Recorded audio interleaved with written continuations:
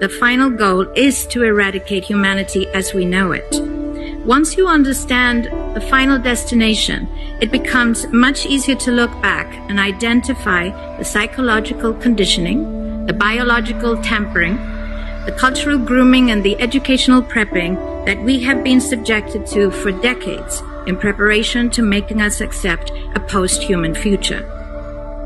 It takes a lot of physical and psychological abuse to get an intelligent species like ours to agree to its own extinction. Most, if not all, that has transcended in the last 60 years was designed to get us closer to accepting such a dystopian reality. Whether you care to accept it or not, we live in a hyper-controlled matrix where our perception of reality is meticulously planned, managed, and executed in order to control and steer us in whichever direction they wish. And the direction is a post-human world. For this, they first needed to destabilize, dehumanize, and demoralize humanity through every means possible.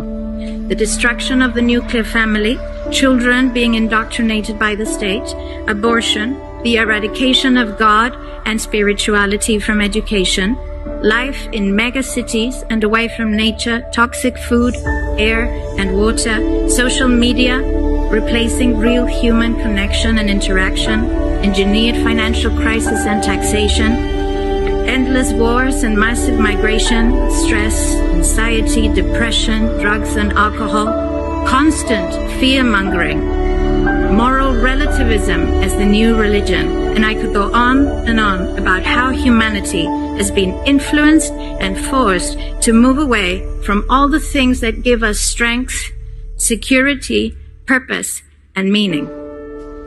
A weak, immoral, disconnected, ignorant, and unhealthy population is an easy target for the next stage, the creation of an entire generation of androgynous beings.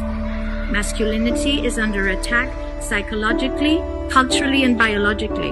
Women are being replaced in sports, entertainment, and politics by men pretending to be women, and children are being indoctrinated at school to think that gender is a choice.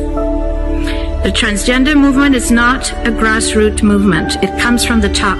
It has nothing to do with people's freedom of expression, sexuality, or civil rights. It's an evil psyop with a clear agenda to get us closer to transhumanism by making us question the most fundamental notion of human identity, our gender.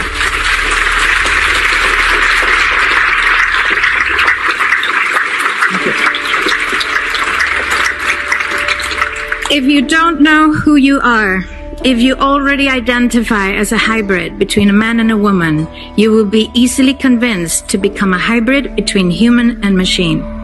Gender ideology is the 2 + 2 = 5 from George Orwell's 1984 dystopian novel. It's the final test to see whether we will follow the most absurd party line towards our own extinction. But 2 + 2 = 4. And no matter how you choose to dress, call yourself, or change your physique, will not change that. The sad reality, though, is that in the gaslighting process to get us closer to a post-human future, they have mentally and physically harmed an increasing number of children and young people, and it's only getting worse. This must be stopped.